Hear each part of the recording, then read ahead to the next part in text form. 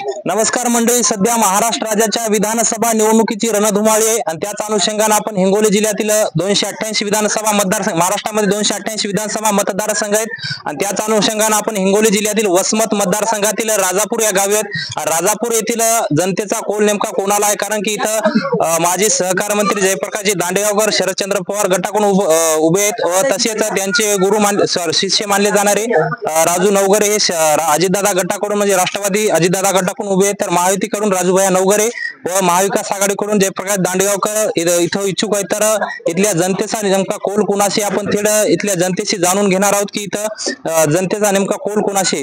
तर दादा काय सांगाल इथं आपल्या वसमत विधानसभा मतदारसंघामध्ये कोणाची सीट लागल? वसमत विधानसभेमध्ये तीन उमेदवार उभे आहेत। जयप्रकाश दांडेगावकर उमेदवार इथं प्रीतीताई जयस्वाल आहे वंचित कडून, जयप्रकाश दांडेगावकर आहेत महाविकास आघाडीकडून आणि महायुतीकडून राजूभाई नवघरे आहेत आणि गुरुपादेश्वर अपक्ष सुद्धा उपस्थित उभे आहेत। तर कोण निवडून येईल इथं? जयप्रकाश दांडेगावकर साहेब येथील निवडून। त्यांनी खूप कामं केलेली आहेत, जुने कार्यकर्ते आहेत, ते सहकार मंत्री झालेले आहेत, राज्यामध्ये सगळी त्याची पहुंच आहे, तरी आम्ही त्यांनाच विजय करू, तुतारीला लीड देऊ आमच्या राजापूर नगरी मधून। तुमच्या जवळचे आमदार राजूभाई होते, त्याने कामं केली नाहीत का?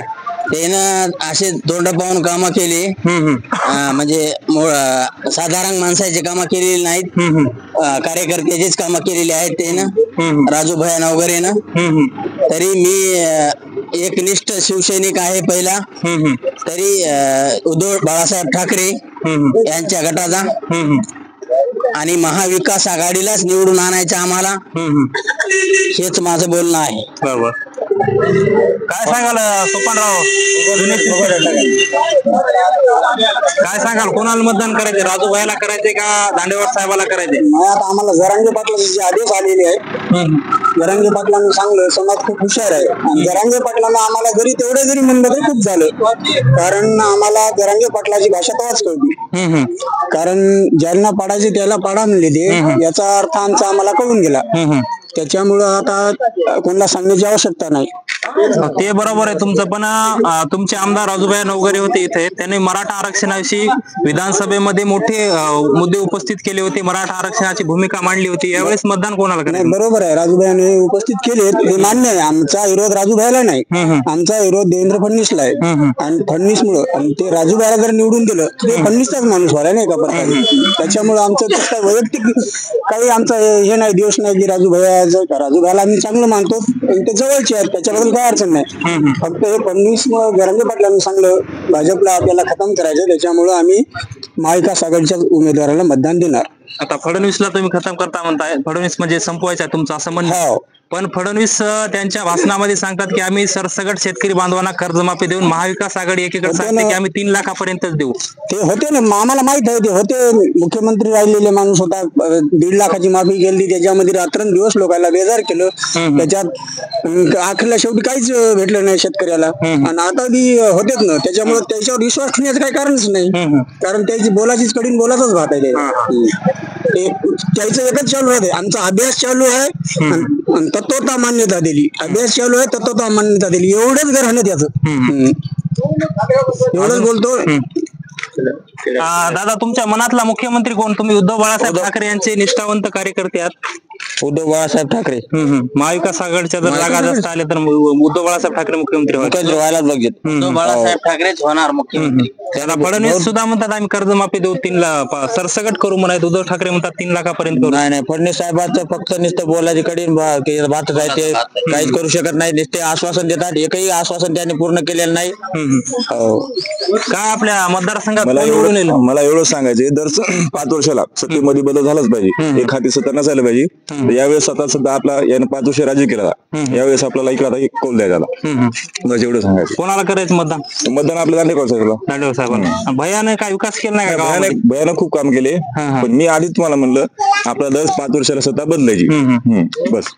दादा काय सांगाल, कोणाला? वंचितचा सुद्धा इथे उमेदवार उभा आहे, बोला माऊली, कोणाला मतदान करायचे? काय मतदान दर 5 वर्षाला सरकार बदललं पाहिजे आणि बीजेपीचं सरकार हे सध्या लबाडाचं सरकार आहे, भूलथापाचं सरकार आहे. कर्जमाफी देतो म्हणतोय, देता वेळेस 99% अटी टाकते.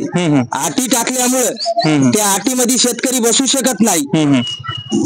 आणि उद्धव बाळासाहेब ठाकरे यांनी जी कर्जमाफी दिली त्यांनी सरसगट कर्जमाफी 2 लाखापर्यंत दिली. कोणालाही फक्त आधार कार्ड दाखवा आणि कर्जमाफी घ्या हा त्यांचा नारा होता.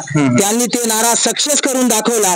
त्यांच्यामुळे त्यांच्यावर जनतेचा विश्वास आहे आणि त्यांनी जी 3 लाखाची कर्जमाफी दिलेली आहे ती 100% कर्जमाफी होणार हा माझा आत्मविश्वास आहे. आता देवेंद्र फडणवीस म्हणतात आम्ही सरसकट कर्जमाफी करणार आहोत. त्याच्या एकच आहे त्यांचं मत, फक्त भूलथापा. लोकायला भूलथापा करून लोकांच्या भावना न दुखतील हा शब्द वापरून विकासाचं काम अजिबात करायचं नाही. विकास हा नावाला दाखवायचा आणि पैसे लुटण्याचं काम करायचं एवढं सांगतो. लाडकी बहिणीचा काही तर इफेक्ट, लाडक्या बहिणीचा लाडक्या बहिणीचे जे त्यांनी 1,500 दिले ती एक गोष्ट केली, पण त्याच्यापेक्षाही उद्धव ठाकरे साहेबांनी सांगितलं की आम्ही 3,000 देऊ. जशी त्यांनी शेतकऱ्याची 2 लाखाची कर्जमाफी केली, त्यांनी विश्वास दाखवला, तसा त्यांच्यावर विश्वास ठेवून आम्ही त्यांना यावेळेस निवडून देतील. अजून काय दादा, निष्ठावंत शिवसैनिक आहेत आपण, कोणाला मतदान करणार वसमत मतदारसंघातून? महाविकास आघाडीकडून जयप्रकाशजी दांडेगावकर साहेब आहेत आणि महायुतीकडून राजूभाई नवघरे आहेत. दांडेगावकर साहेबाला निवडून द्यायचं. राजूभाईने काय कामं केली नाही का गावामध्ये? नाही मग काय 5 वर्षाला आमदार बदलायचा. बर बोलणार आहे बंद करा जरा.